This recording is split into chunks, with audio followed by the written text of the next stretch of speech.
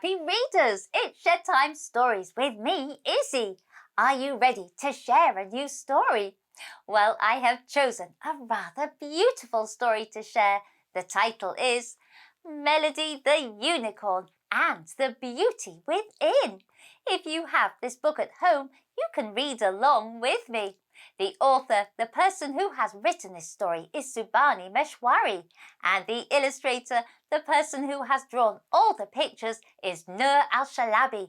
Now, Melody is not bright and colourful like all the other unicorns, and she so wants to be. Shall we read and find out what happens? Melody the Unicorn and the Beauty Within. Melody stood at the top of Rainbow Mountain. The other unicorns were happily running around, playing colour toss. But not Melody. After all, how could she play colour toss when she had no colour? Melody sighed. She knew her friends didn't care what she looked like, but she cared. Why did she have to be the one to stand out? Why couldn't she have some colour and sparkle too? A tear streaked down Melody's face as she wandered through the mountain path. Lost in her thoughts, she didn't notice a raspberry bush in her way. Ouch! Melody cried as the thorn scratched her. Melody looked down at her side. A small spot of red had appeared. Great, Melody thought. Not only am I different, but now I'm hurt.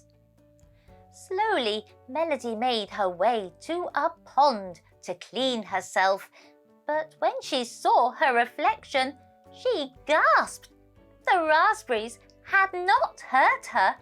They had brushed her with colour. Melody admired the red and pink streaks.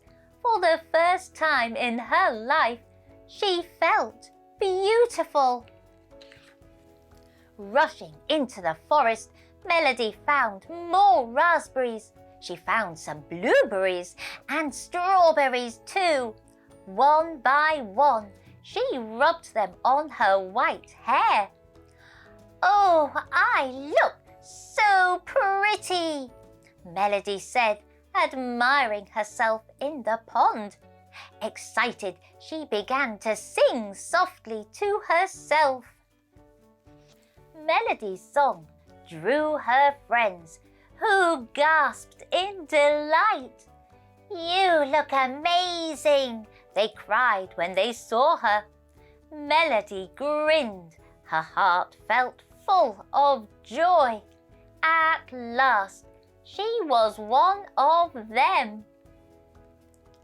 Melody tossed her mane, celebrating her new look. As she admired herself, a raindrop fell from the sky, then another and another. No, Melody cried as the rain washed away her colours. Tears mixed with the rain as Melody's friends tried to comfort her. We all love you very much, Melody, they assured her. Your colour does not matter to us. Melody shook her head. It matters to me, she said. Slowly, Melody walked away, a sad song in her heart. Her friends couldn't understand. They weren't different like she was. Melody was crying under a magnolia tree.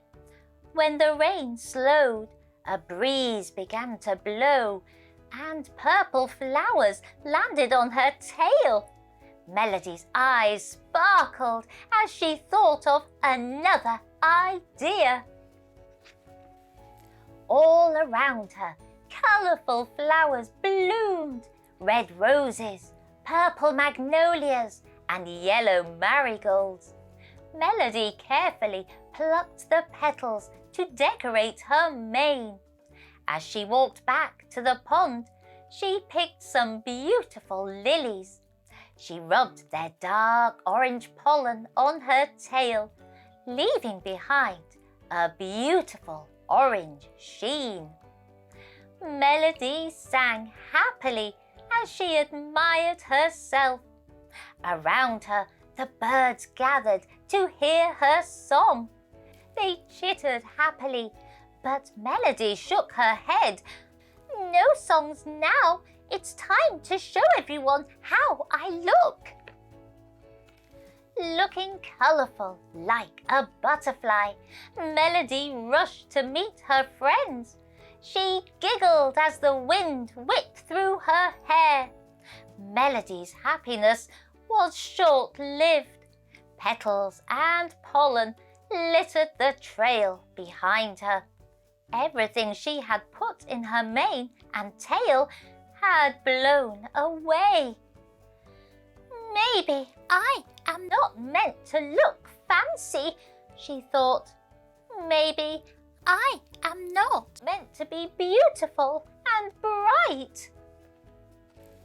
The next morning, Melody awoke to a shout. "It's Kite Day! It's Kite Day!" her sister called. "Look, I have a kite for you too, Melody." Melody smiled and looked at the kite. It had a long, fluttering tail of ribbons at the end. Suddenly, Melody knew just what to do. "I can use these ribbons to have some colour like this kite." Melody carefully cut the ribbons from the kite and stuck them on her tail. Humming softly, she pirouetted to see if the ribbons would twirl with her. To her surprise, the ribbons danced elegantly in a circular motion. As she pranced about, Melody's hum turned to a song that grew louder and louder. Hearing her song, Melody's friends gathered around. "Melody, your tail!" they cried. Excitedly, Melody spun around again. Just then, the wind picked up. The ribbons caught in the breeze and flew away. Melody sank to the ground, devastated. "It's no use. I'll never look pretty like you all do." Melody's friends hugged her and gave her a pat. "Oh, Melody," Ruby said, "don't you know that your friendship is more important than your colour any day?" "Besides," said Olive, "we may have more colours, but you have something special none of us have." "Me? Really?" Melody asked. "What could I possibly have that you don't have?" "You have a magical voice," Ruby said. "Everyone gathers around when you sing. There is nothing as delightful as your charming voice." Beside her, Olive nodded. "Can you sing for us?" she asked. Melody had never thought of her voice as special. She had always assumed all the unicorns could sing.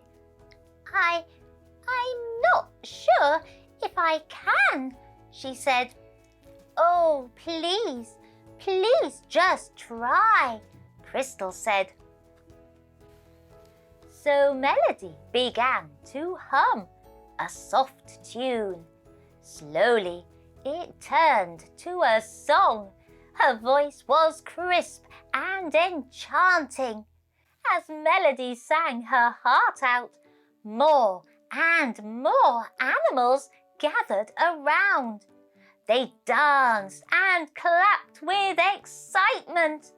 Seeing how happy her song made her friends, Melody's heart filled with joy. She was different, but not in the way she'd thought. And it turned out different wasn't so bad. Her beauty had been inside her all along, and she couldn't wait to share it with the world.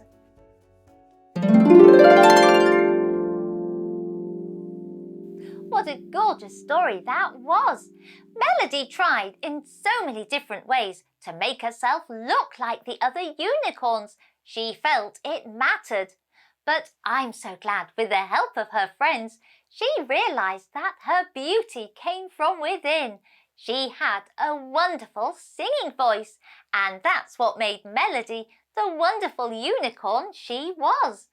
Just like you and I, not one of us is the same.